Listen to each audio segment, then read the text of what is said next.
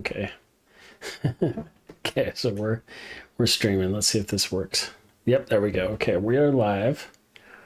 So I need to share. Share. Blender Noobs episode 7. Okay. Video link, close. Nice. Okay. Okay, so I'm gonna hit up Twitter and all that good stuff right now. Cool. Yeah, this is looking good. I like this layout more. And the screen looks good and there's the same amount of lag. Oh yeah, yeah. I think so. I did normal latency. I think we could do probably for this just chatting stuff where it's less like game intensive. We could do super low latency. Then there would be almost no lag, which is probably all right because we're not doing video or gaming. But okay, so let's do this. Okay, I'm trying to think of a title. Blender Noob Show is back. First stream, first live stream on YouTube. Happening now.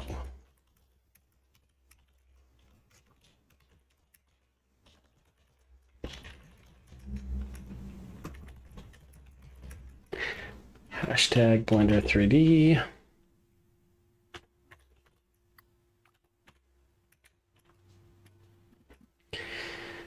Okay. Okay, we'll do that one. Copy tweet.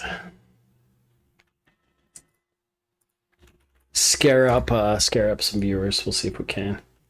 Should be fun.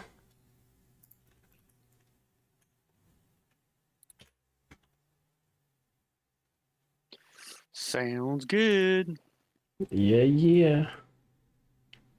Beautiful. I think this is episode 7. I'm not sure. I put episode 7 question mark and then we'll correct it later. Yeah, no, it's fine. What we could do just to make it to where it's we could just put the date. Oh, that's a good idea. Here you are, Mike, thinking outside the box. Okay, so Twitter. Oh, Discord. Uh, I'm not logged into Discord, so okay. At So some point we should start like our own like little Discord we server should around. shard our own Discord. That Then is a great. people could like submit their artwork for us to look at like every other week or something. No, that'd be awesome. We could so if we want to go super crazy, Mike, we could do a Discord. We could do our own Facebook page. I mean, this is crazy. This is talking crazy, but we could simulcast on Facebook and YouTube and Twitch. We can. Let's do all those things. All right. Well, we'll try and figure that out. Yeah. Yeah, I think the trick with all those is getting being able to read all the chats. I think we're about ready to go. What do you think? I mean, yeah, I love it. I'm ready. I'm not gonna lie, we do have 2 concurrent viewers right now, which I'm pretty sure is you and I. That's fine. Which is pretty dang good right now. Somebody's even liked it. So whoever you are, oh, Mike Reese, come join the Noob Show. Yeah. Well, I want to thank you for liking your own show. Yep, I do. I love it. Okay, so we're gonna hit the intro, Gary. We're gonna hit the intro. You can exclude all the stuff prior to the intro, but here we go. First ever live show on YouTube for the Blender Noobs. Sounds good. Okay, we're gonna kick off the intro, and I can't remember if this has sound on it or not. It should. Let's find out. If it doesn't have sound, Gary will add it in post. Here we go.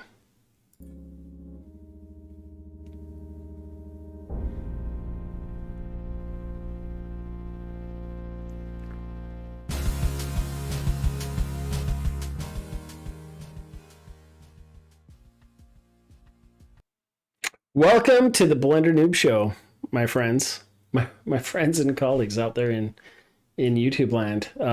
This is a big momentous day. This is Mike and I's first ever live stream on our very own YouTube channel. How does it feel, Mike? Feels great. That intro felt professional. It's going to be a good day. It's going to be a good Tuesday. It's going to be a beautiful Tuesday. We've been away from this for a little while, haven't we? Yeah, things have been a little bit crazy, but we're back at it, and lots of 3D artwork has been done in between. Life happens to all of us, but as long as we're here, that's all that matters. Yeah, I'm pretty excited to see what you've been up to. So, as for me, for those that don't know, my title on gaming on Twitch and everything else is the Checkpoint Professor. Professor, as in I teach video game design at the University of Utah. And in May, we got done with a semester, which was kind of busy and kind of affected the Blender Noob show a little bit. And then after the summer ended, I took a little bit of a hiatus from live streaming and had some family events that kind of kept me away as well. But I'm back. It's been a little while, and this is something we were going to be doing every other week, plus multiple posts throughout the week on the YouTube channel right here. Yeah, it's gonna be awesome. Quick intro for me. I'm Mike Reese. I'm also known as Melting Face 3D. Um, what I do during the day as my day job is so I help manage the 3D media development department for Vector Solutions, and it's good times. Yeah, Mike is awesome. I've known him since the college days, where we cut our teeth in 3D development in Portland, Oregon. Man, those were the days. Those Those were were the days. those were the classic days, the retro days of yonder past. Hey, just just because we can, and it's our show. So both Gabe and I went to the Art Institute of Portland, which I'm sure some of you out there in uh, uh, the interwebs and the YouTube lands have known that the Art Institute is no longer. And I've actually never gotten Gabe's opinion on how he feels about the college that we went to actually no longer existing. Oh, on it no longer existing, or my opinion on my education as a whole? Let, let, let, let's do the first one on the uh, Art Institute is no longer existing. Does I'm it a, feel weird that you have a degree from a college that doesn't exist anymore? you know what? I never really thought about it in that kind of context. I'm actually okay with it. Yeah, I mean, it doesn't. I mean, colleges have come and gone, and people still have degrees. And I know that in our field, what ultimately matters the most is the portfolio and if you can do the work, and then if you can be a professional human being while doing that work. But um, I don't know. Sometimes I think about it, and it's still strange. So it is strange, and I was thinking about it too, since I'm still in academia and in the context of the school shutting down and no longer existing is interesting. But I think in some form, the school has to retain like your records and all of that stuff. Like if you ever have to mail Mm, in transcripts or that kind of stuff. yeah. So I mean, it's there in the past, even though it's not moving forward in the future. I don't know. I ended up actually teaching at some art institutes after graduating. So I taught at the Art Institute of Salt Lake City, Oh, I did not which know that. which was fascinating. Yeah, I taught a few 3D modeling classes there, and so it was interesting.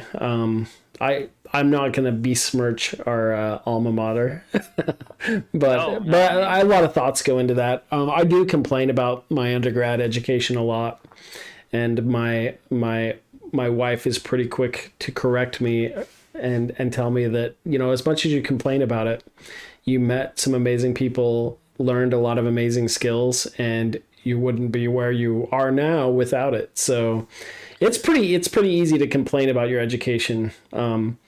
But the reality is, and I think, this is what I try and tell my students is, it education basically gives you deadlines to accomplish tasks, mhm, because let's be honest, 99% of us can't just teach ourselves this stuff, right?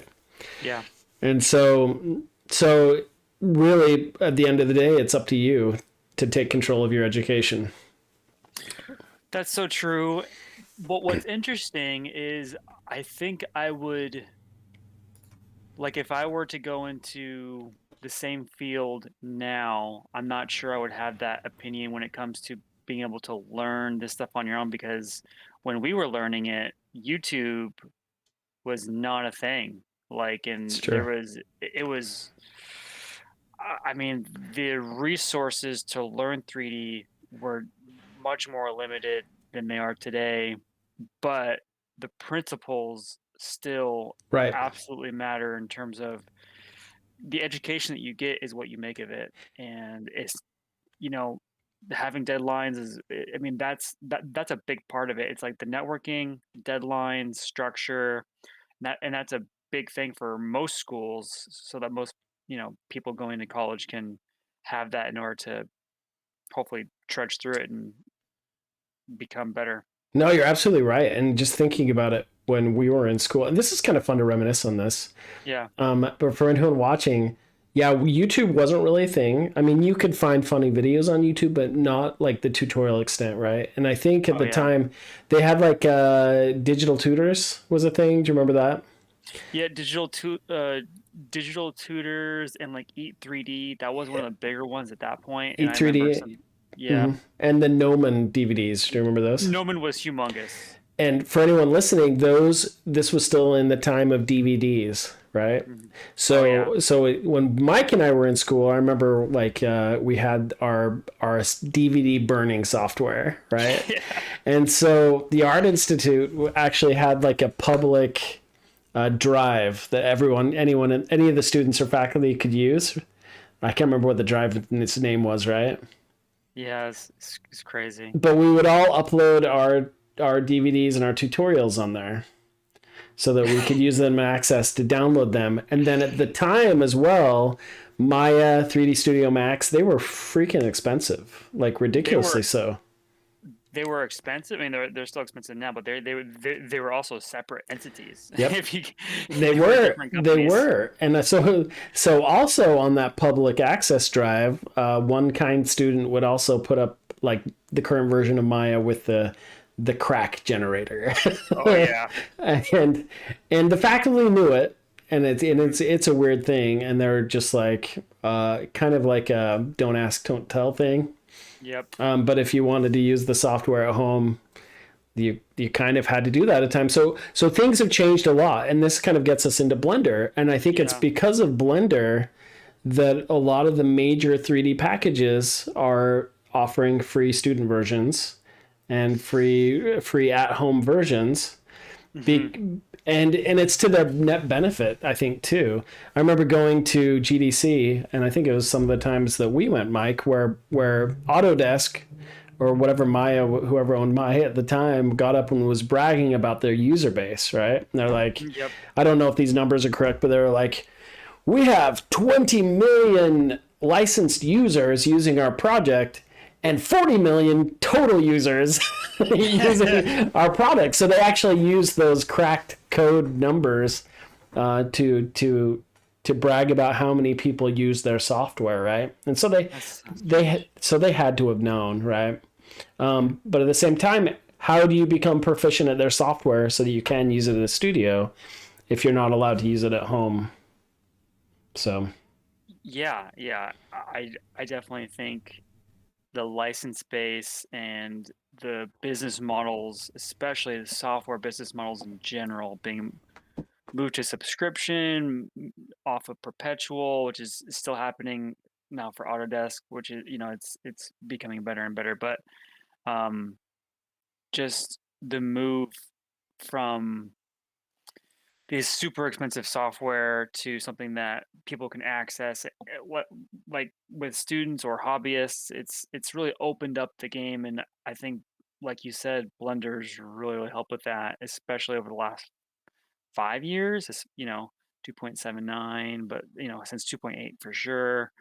It's been really good for the community as a whole. yeah. So this is fun. So for everyone listening or those hopping into the stream or listening to this episode after it's been edited, that is the reason Mike and I are producing this show, is so we can educate ourselves about Blender more and Yeah. start some projects and learn how to use it, because it's a ever evolving platform. And so anybody who is just hopping in, listening, especially to us live, we'd love to hear your experiences about Blender, why you use Blender, any kind of details. later in just a little bit. We're going to cover some of the news of the day, but Mike is going to show some of the projects he's been working on. And especially if anyone's watching this and wants to share their Blender creations live, we would love to show them off. How often are we going to have this live show? Well, for right now, we're wanting to have the live streams every 2 weeks during a weekday. But new episodes will come out hopefully weekly that are edited down. But then we're also going to have some small tutorials as we put them out, as we learn, because we're all noobs. So like as those things come out, we'll put those on the channel for you guys to enjoy. Awesome. Okay, so let's cover the latest and breaking Blender news. So what's been going on in the world of Blender? Well, 2.93 came out not too long ago. So that's, with Blender, there's a new version that seems like every month or two, 2.93, like currently I'm running 2.92, but like 2.93 just came out. The other big news is that 2.93 LTS just got released. So that's the long-term support version. The last version I think was 2.82 or 2.83. I think it was 2.82. So this is the long-term support versions are for companies or for people who want to use very stable versions that get support for the for a couple of years. I think it's every 2 years. So that's always good, especially if you want to just make sure that there's no big changes to your version. And then the other big thing is if we're looking on the Blender developers blog, it's really exciting, at least for me. I'm always into how the renderers are changing. We talked about Cycles X during our last episode, and then within the Blender blog, we have a really cool blog about Eevee's future. And so for those of you who are new to Eevee, that's like the real-time renderer that Blender uses, which during our live stream today, I will be going over some of the rendering stuff that I've been doing, and it uses Eevee to show the real-time result of the HDRI and the textures and all that kind of stuff. So we'll look at that today.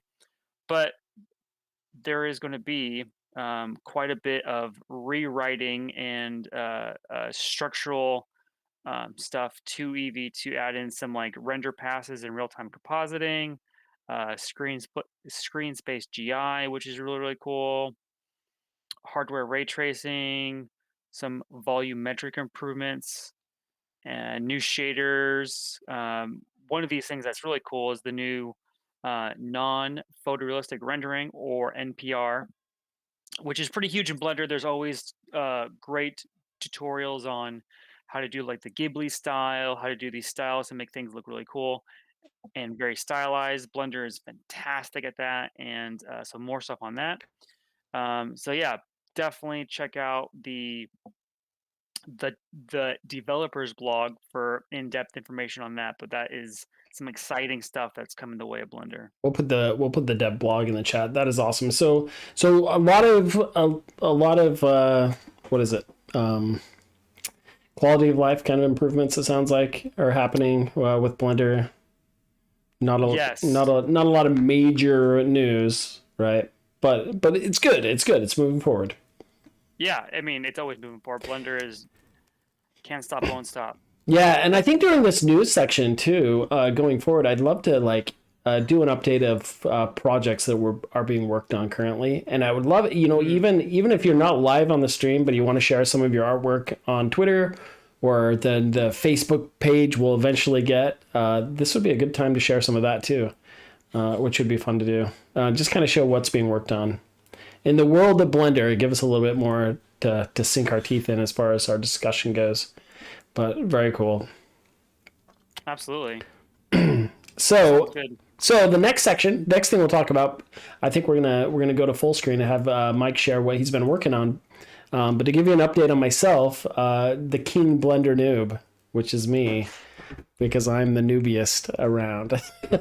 I plan on doing some a lot more game development this summer, so that's one of my challenges to myself is to do more work in Blender.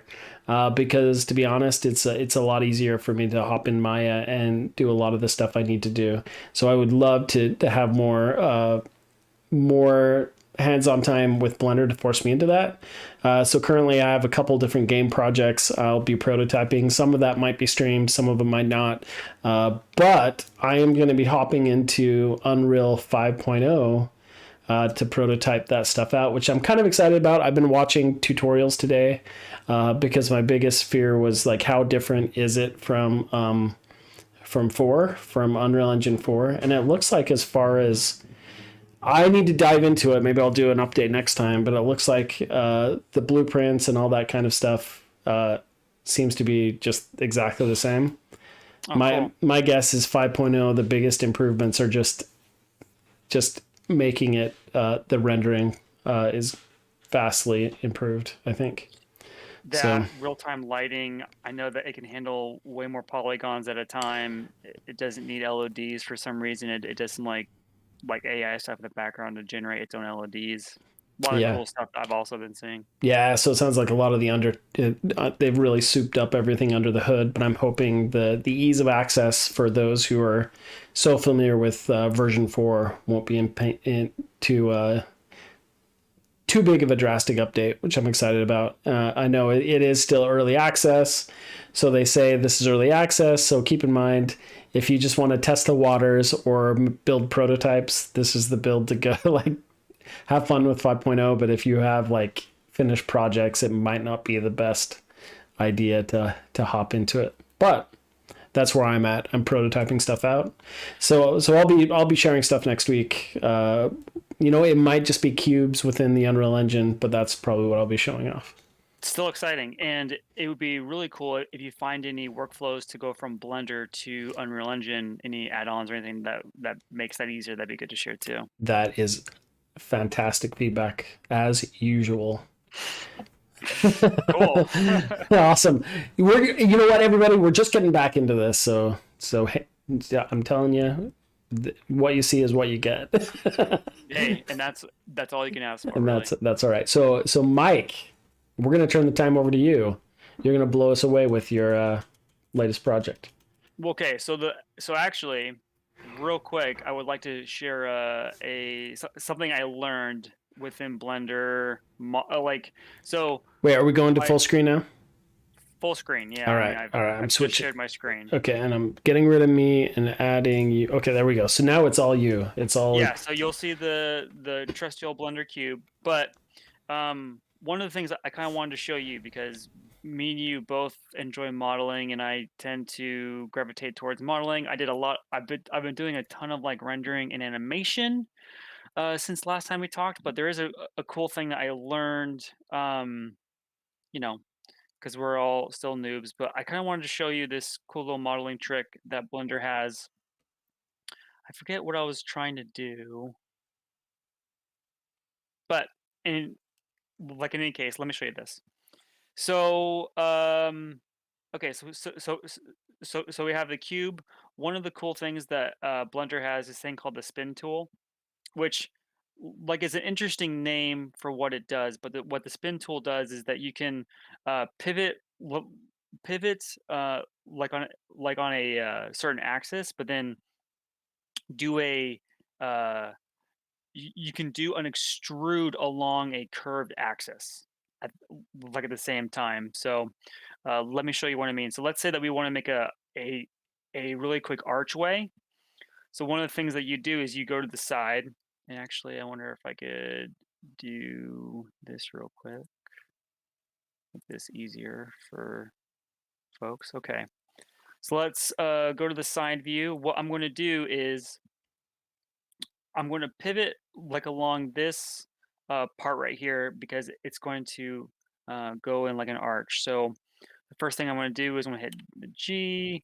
I'm going to hit Control, and we're just going to get it to the middle here. And then I'm going to move the 3D cursor over to this point right here. The easiest way to do that is to go into Edit Mode, get your vertex, get your vertex, Yeah, shift vertex on. S, and then cursor to selected, so that will just move it there. So now I'm going to select the face with 3. And so what's sometimes when I'm in a 3D program, like with Max, you have a shelf over here, like on the top, that has a lot of your modeling tools, but those are mirrored like within another, tool set on the right. Whereas with Blender, you have, you have some tools that you can do here, right? You have some tools, but this is context sensitive to what you're doing, and then you have modifiers. And but sometimes you forget that there are actually tools right over here that we can utilize, and the one I'm going to utilize is this spin tool right here. So I'm not sure what the shortcut is for that, and Blender's so shortcut heavy, and I tend to, memorize shortcuts. But in any case, we're going to click on the spin tool, and there's two different versions of the spin tool. There's the spin, and then there's the spin duplicates. But for now, we're just going to do spin. And do you see that what happened there, Gabe? No, will you do it again? Well, this Oh, cursor that's right here cool. came up. Okay. Yeah, so you can see that the active tool is on, and there's 12 steps.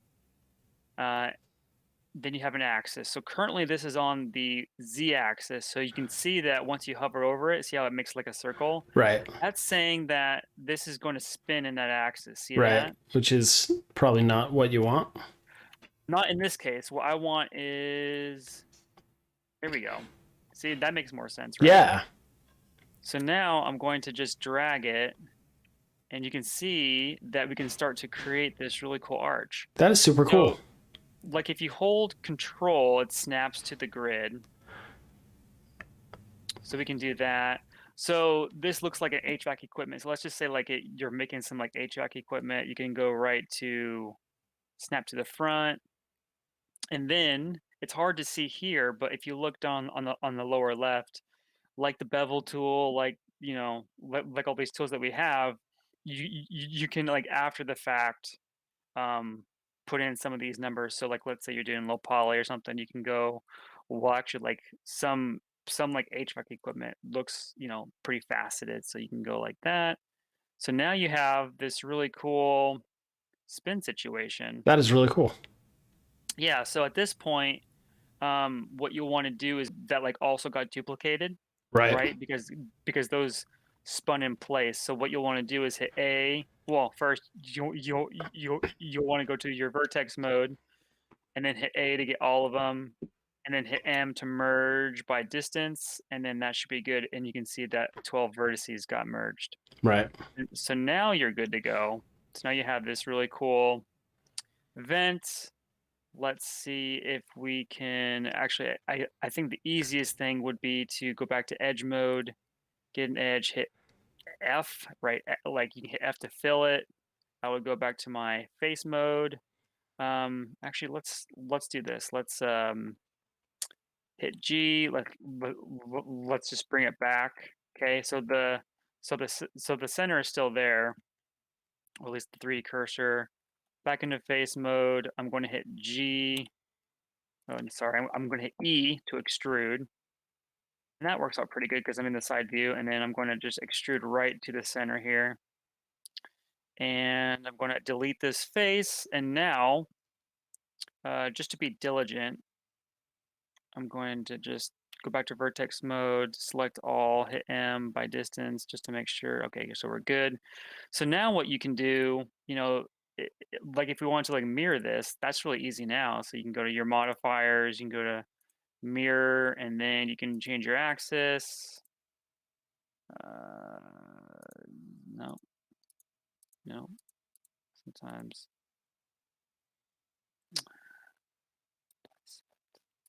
Oh, no, it's X.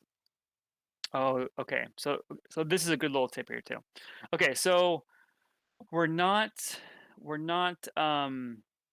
currently we're not mirroring along the 3D cursor, which sometimes happens. We are mirroring along the origin point, and those are two different things.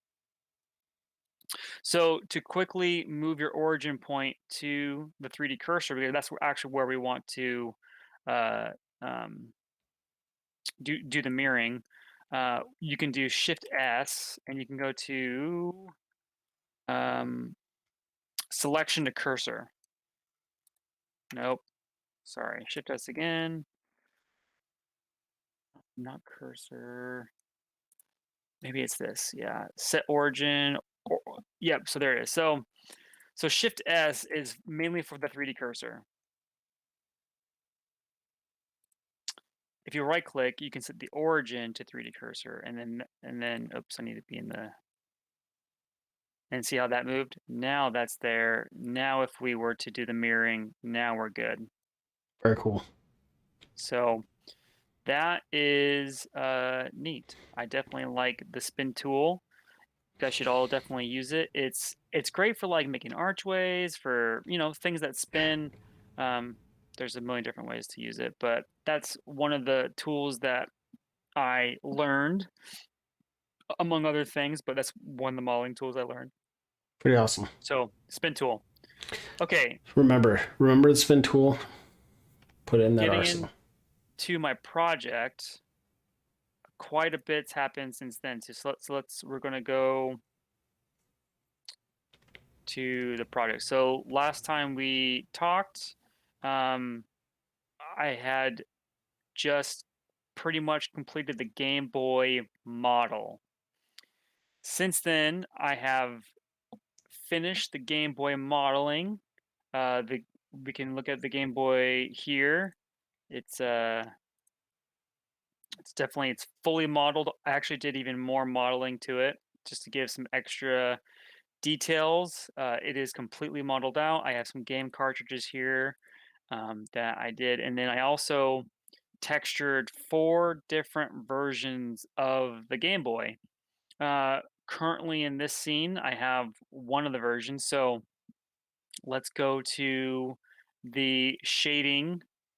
Dude, that looks like so Mike, let me ask you this question as we take a look Sure. at these.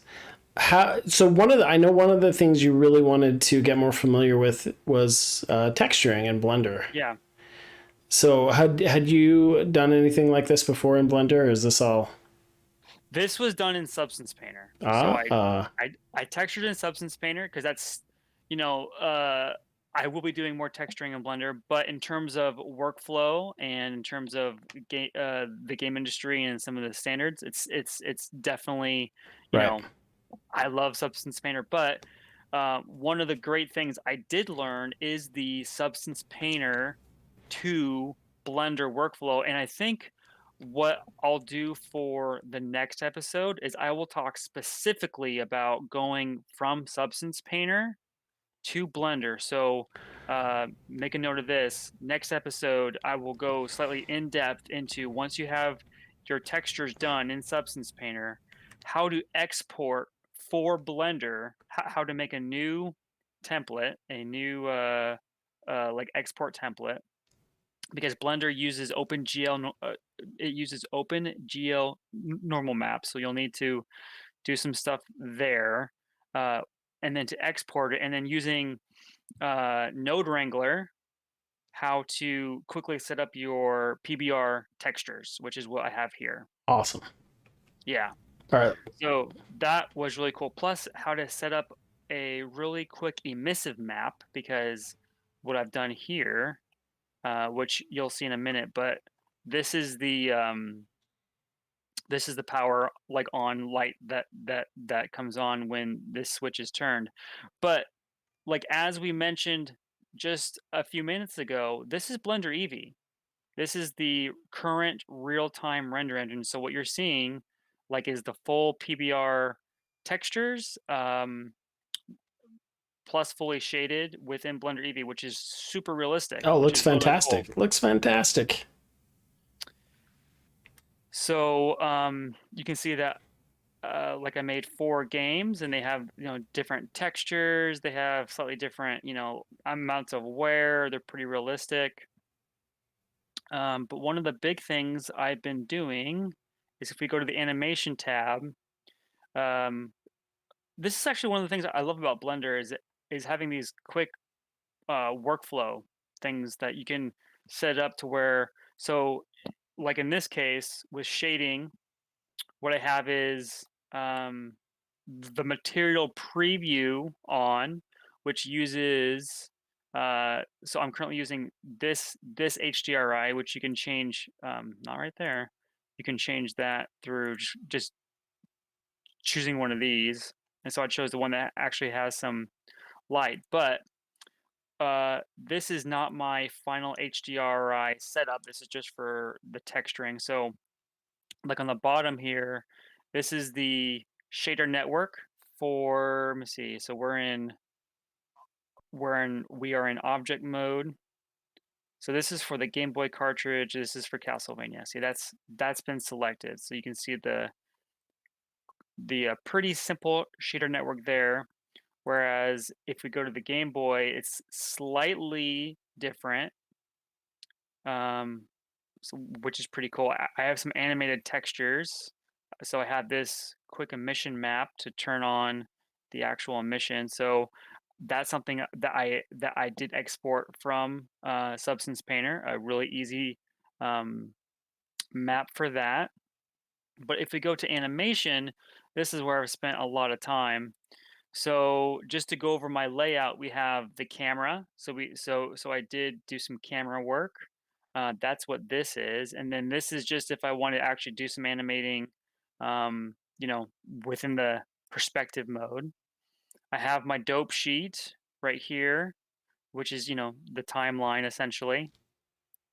So we'll start at 100, and then here is where I have the curve editor, which is really cool. So if I select an object that I've animated, you can see um, here's the curves, here's the keyframes, and then we'll scrub through it to see kind of what I've done so far. Actually, I'll go to like that. So, do you want to see the animation thus far, Gabe? Yes, please. All right. So, um, real quick. So currently my space bar is search, in which you can set in your preferences. But if you do that, shift space will be playing the timeline. So I'm not sure how well it's going to play on stream, but we'll look.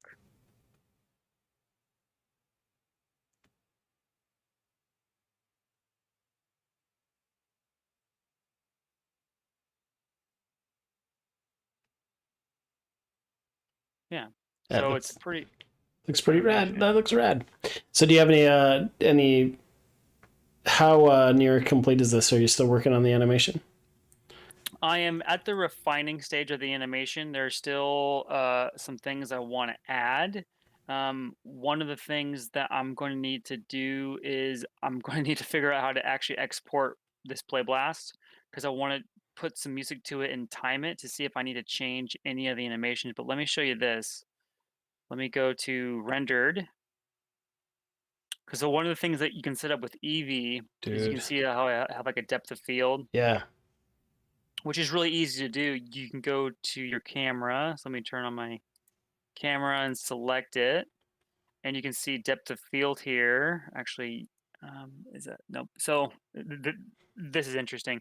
So this button is for your properties, which has a depth of field, which is just has a max size, but your camera is where you set where the depth actually is. And so here I just have like a focus object, which is this base, which I keep for the entire time. So like then like anything beyond that will be blurred out with whatever settings I've set here. Right. Oh, that's so cool.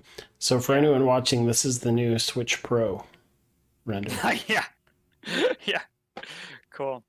So okay, so one other thing that's kind of cool. So now that we have the rendered version, what I was testing out, so man, I see that word a lot, but you can see that I actually animated the emission map right here. So this is like an animated texture. Um, which see that? So it turns on and then it actually Oh, that's cool. turns on and then it does the animation. Oh, that the shadows and lighting just look fantastic. So with Eevee, how much like with the rendering of this out, like is it all going to be rendered real time? Is it like Doing real.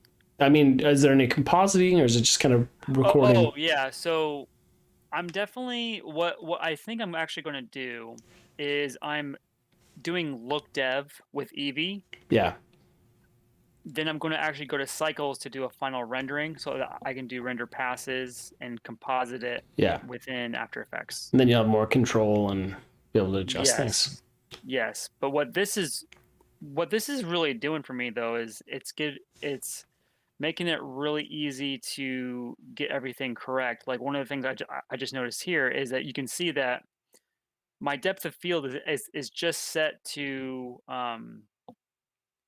this base. But here I actually zoom into the Game Boy because what I want to do is show a game playing, Right, but you can see that it's blurred out right here. So actually, what I'll need to do is probably I will definitely need to animate the depth of field. right. So that's what that shows me. So would it be easier? Sorry to. No, go Wouldn't ahead. it be easier to do the depth of field in post? Yeah, yeah, yep. I could definitely do that. So what you would do for that is so it's pretty interesting. One of the things that you'll want to set up is once you get into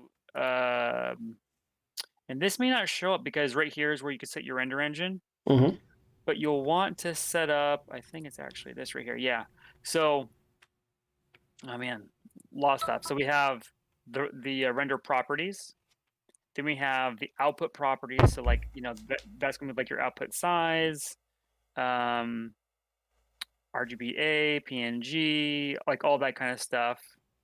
Then your frame rate, your like frames per second. But then down here are the layer properties. And what's so weird is that so we have the combined. So there's the beauty pass, the Z, which is the depth pass. However, the depth pass is actually not as good as the mist pass. And the mist pass looks very similar to a depth pass where that's a black and white image that shows just depth of grays. Mm-hmm.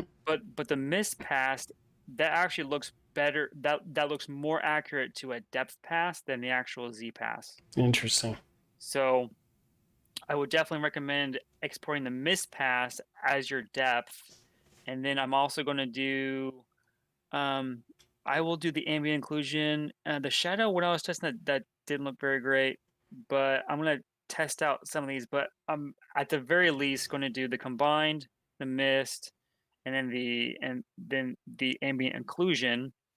And then the other thing that I need to test out is cryptomat so that I can essentially mat out some of these components to have as like a what people would call like a clown pass, which is similar to what you would do when you do a clown pass to export to Substance Painter to have as like quick selections.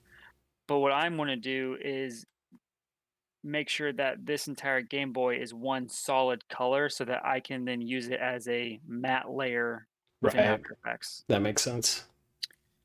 So I'm going to show some stuff there. I have that. And you can see that I've added just some dead space like in these areas where these keyframes are the exact same. Um, so I do this at work quite a bit when I'm doing 3D animation so that I can time remap the animation within After Effects and then very easily, have space where I can time remap. Then I can add space in between it without of the um, changing the timing, changing the timing of the animation that's here. Oh, that's cool.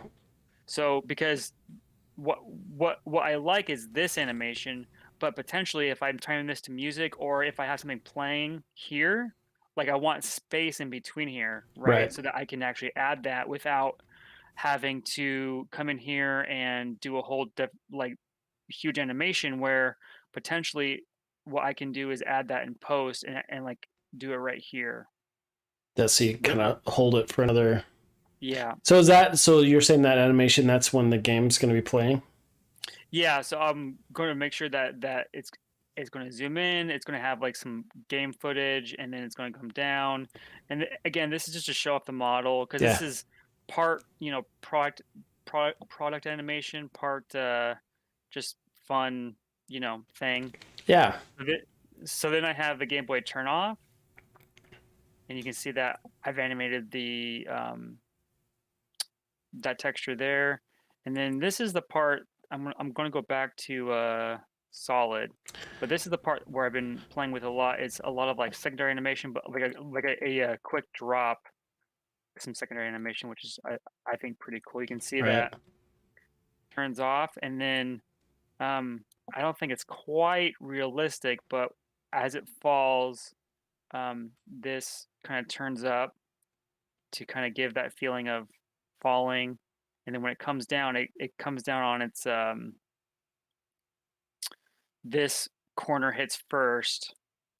So it kind of comes down and it plops down, and then the screen has a bit of a secondary bounce and then comes and it comes back. So it's supposed to be like a hard fall because it turned off, the power's off. That's the story I'm telling, you know. Um Right. to to kind of go back to like almost where it started, but where it started was the zoom in with the Game Boy kind of coming to life.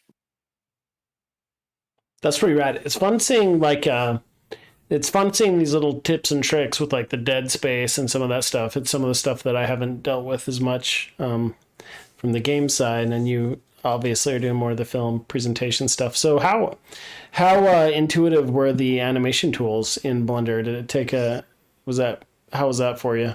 You know what is actually a ton of fun. I like animating in Blender because it reminds me a lot of Maya. So okay, so in Maya, what's great about Maya with animation is that you have the channel editor, right? Mm-hmm. Which makes animation really easy because you have these. So what you kind of have the same thing within Blender, to where let's just go to the let's. I'm not going to save. So um, here you can see that this is essentially the channel editor where you have uh, so like here's this animation tool that I have, right? So I have this um, this controller that's very basic that just controls um, the rotation like of the top part of the Game Boy, right? So this is what controls that that animation. So it's just one axis. So you can not sure why it's not showing up. There we go. Okay. For some reason I didn't have it selected. So you can see that right here, this is what's keyed.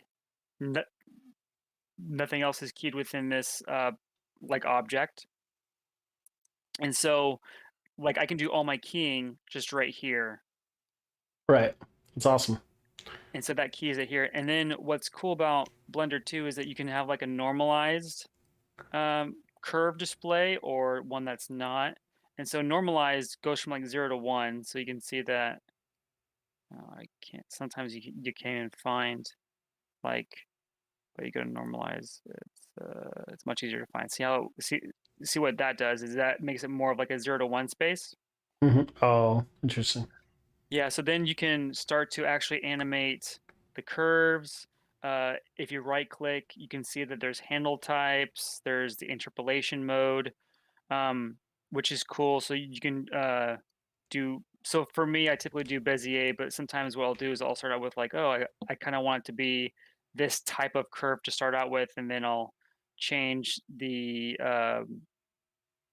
yeah, and I'll change it to Bezier, and yes, because some things you can do like pretty quickly. Excuse me, you can do pretty quickly, but then with others you'll want more control, so you'll do the Bezier, but then you can do like some so if it's like pretty easy animation, just like camera animation where it goes from one spot to the next, you can do some pretty quick like some pretty quick keying. Um then there is stuff for like the amazing auto key.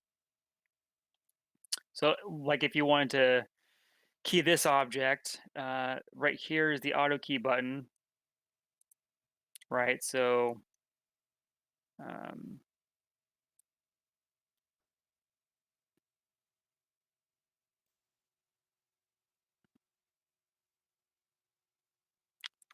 I turn it on. Wonder if oh, that's all down. Anyways, yeah. So auto key is on. This thing is selected.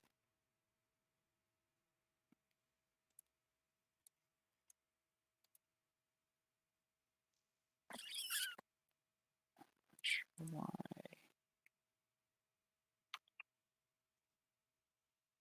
Something is strange with this. And then for some reason, when you want it to work, it's not working. Let's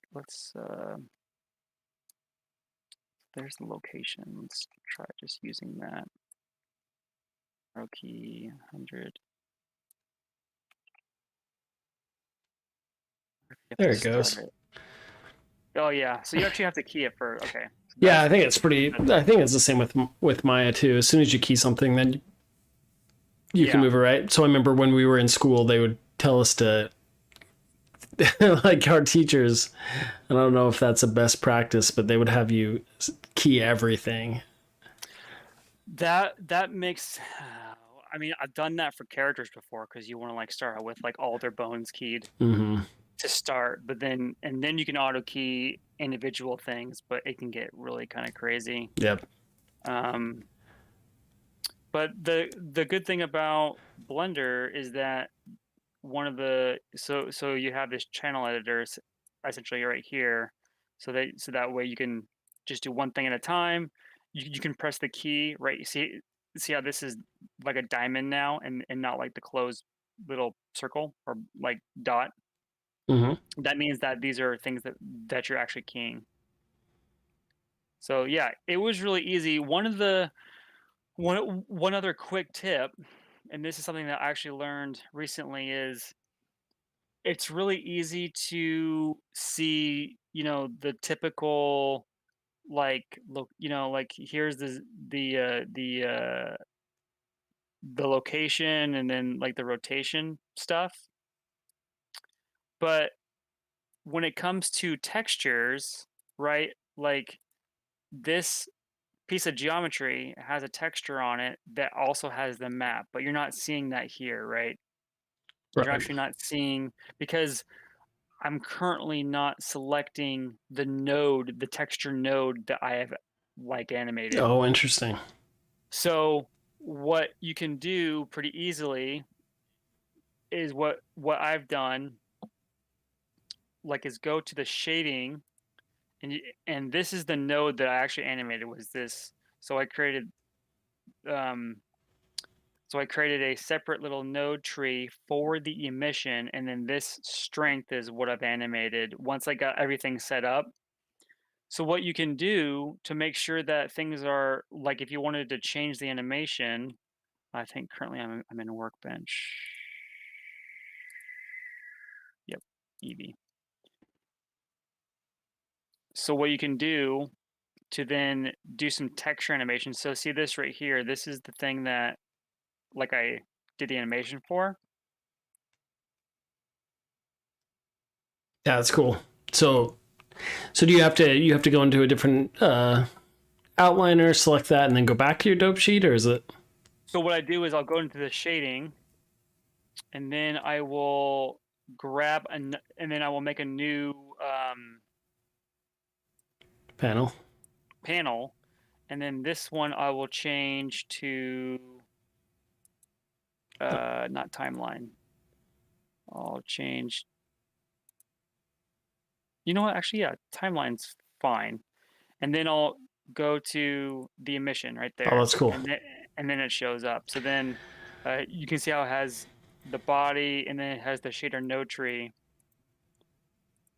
So then, like, if I wanted to change it, that's easy. That's really easy now to change the timing of things. That is pretty rad. And then you can have Yeah. it flicker and have like some oscillating power and that kind of stuff. Yeah. So now you can see that it goes off to on, and then and then right here it's on, and then it goes off. So that's really so that's really easy to see now that I've just decided to go into the shading network or the shading tab, do some animating there, and then once you're done, if you're happy with it and you want to just remove this, you can hover over the two windows and then go to join areas and then hover go. So this is saying the bottom to the top. So you go down and then you click Oh, on that's it, cool. and then, yeah, and then you go Nice. back to that, and you're good. Well, this is looking sick, Mike. How much what's your timeline for what do you have left to do on this project? I want to do a couple of things. I want to just finish the animation. I want to learn a little bit about Cryptomat so that I can render out a matted version.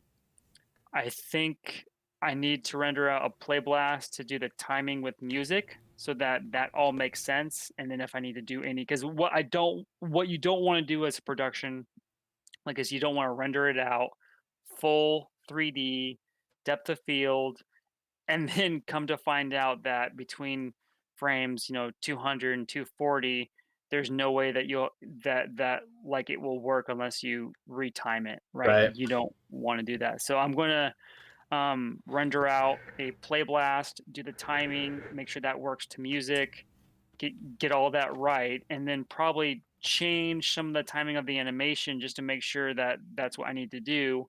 And then at that point, I'm going to render it out with the matting, bring it into After Effects.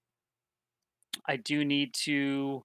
So one of the things I did not show you in this animation, which I will show you here, is I have actually not rendering. So I do have a layer. So what I'm going to need to do is render this in multiple passes because one of the things. So I have this come up, right? But then I also have a game that comes in and actually goes into the. Oh, how did I miss that part? It's because it was off. I didn't show Oh, it to you. okay. So the game comes in, which is Zelda. So Zelda pops in, and that's what's going to be playing, Nice. right? And so then when it falls down, Zelda's still in there, and then I do need to have a pass where this has disappeared because Right. that's the story. It came up. It's Harry Potter stuff. So that just needs to be disappeared. So that's the kind of planning I need to make sure I'm doing. I'm trying to use this like scene like editor. So so I have like the main scene layer, and then I have you can see that I'm able to turn things on and off, even though this should be off. That should be off during this one. But in any case, so I'm gonna write out, what the scene states I have and make sure that's all right. But yeah, so that's what I'm doing here. I'm hoping to get it near complete, end of June, sometime in July. These things take time because I'm kind of learning as I go with Yeah. all these things, and I haven't done a whole lot of animation for like a long time. So this was a lot of fun kind of getting back into animation. Didn't know how much I liked animation until I started getting back into it. Yeah, But animation is fun. As def- yeah, as per usual, I'm just blown away at your progress though. This is awesome. thanks. And yeah, so I think what we'll do is once I get it finished, maybe we'll have like a screening party like during one of the I mean, we'll play it, and we'll get some critique maybe. Let's talk about some of the techniques once it's all done. Yeah, that'd be awesome. Plus, put the final little animation on the channel Yeah. because it's Yes. awesome. But yeah, that's the plan, and I'm sticking to it. Well, I dig it. I dig it. I dig it immensely. Let's go back to our beautiful faces. Cool. Here we go. Got the mic there. We just do that and just have you full screen. Oh, not two mics are better than one. There we Oh go. my gosh. Yeah, perfect. All right, Mike, There we that was go. fantastic, and that what a beautiful return of the Blender Noob Show, showing off some awesome Game Boy Advance work. I think when we do the screening, we actually break out our Game Boy Advances and play a little. What was your favorite Zelda game for the Game Boy Advance, Well, or okay, or were so you a Game Boy Advance player? I mean, that particular Game Boy that I showed, that is the one that I have played the most in my life. So that was my main. So like I did own the original Game Boy, the gray brick. Yeah, From there, I did not own a Game Boy Color, which was the next one.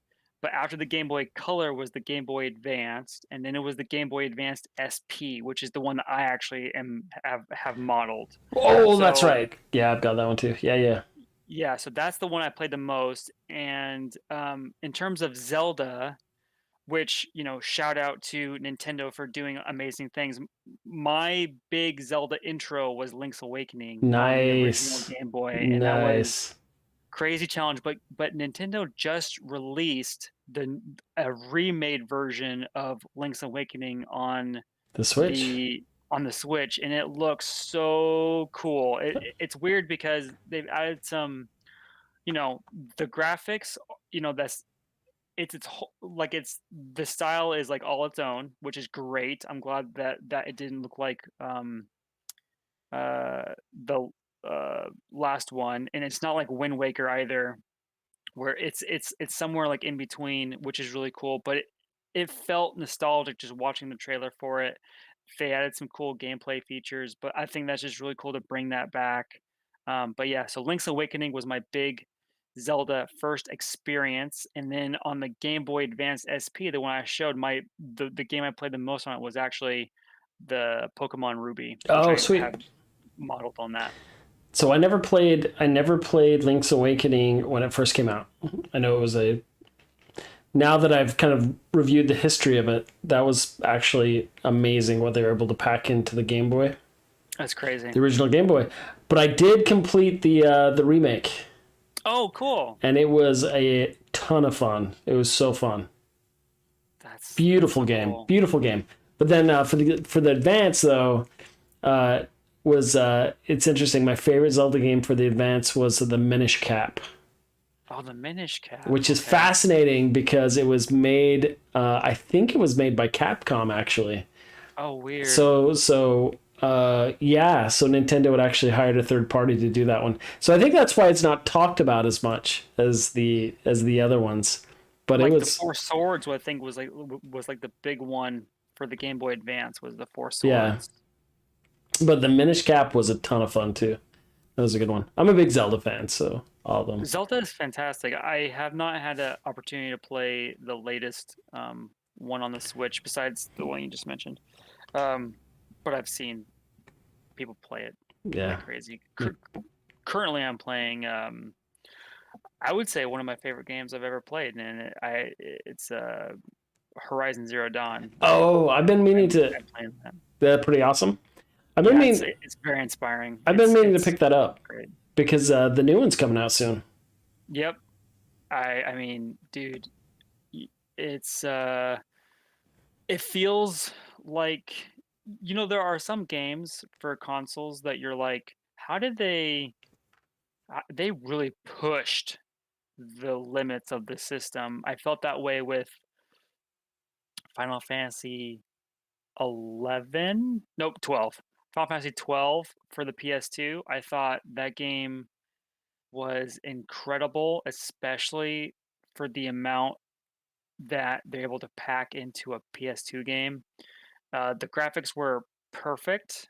I felt like for, the level of detail, it was very stylized, but somewhat realistic. But man, the amount of animations and effects, and it was just absolutely bonkers.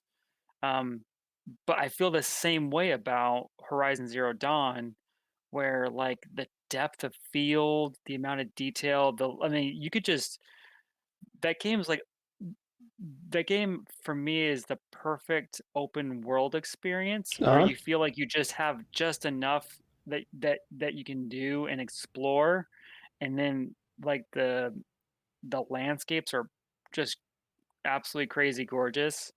Um, but then there's still a level of structure that you feel like you're not too far off the path if you don't want to be. All right. So I need to pick that up. Stat. Yes. Do a little playing of that. Well, awesome. All right. Any final words for our many viewers, our plethora of Well, viewers today?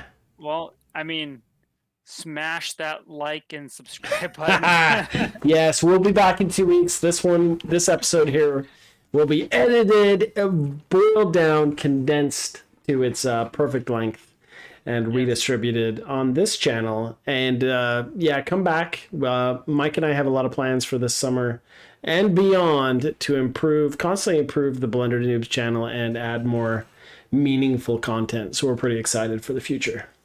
Yeah, come hang out. It's fun. Yeah, come talk Blender with the Blender Noob Show. It's the Yeah, place or to be. games or whatever. Yeah. We're just chatting. All right, everybody. Yeah. Have a wonderful week. We'll see you in a couple weeks. All right, get to noobing. Get to blendering. Get new blendering.